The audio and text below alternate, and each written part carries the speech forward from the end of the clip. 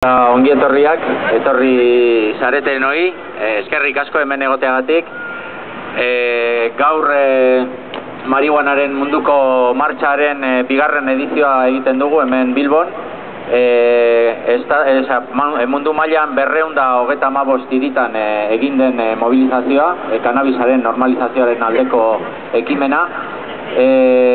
Momentu honetan, orain ja bukatuta egongo dira Barcelona eta Madrilgo manifestazioak. Barcelonan arazoak eduki dituzte euriarekin, eta azkenean lokal itxi batera erretiratu dira, eta Madrilen ez dakigu zer gertatu den, baina hemen gaude gu alduguna egiten.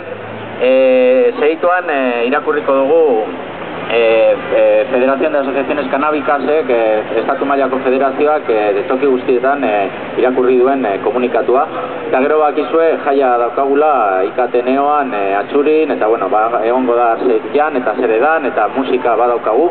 Eta orduan, gero amaitzen dugunean musika pizkat gehiago egongo da, eta gero erretiratu egingo gara. Pues nada, arratsaldeon, buenas tardes.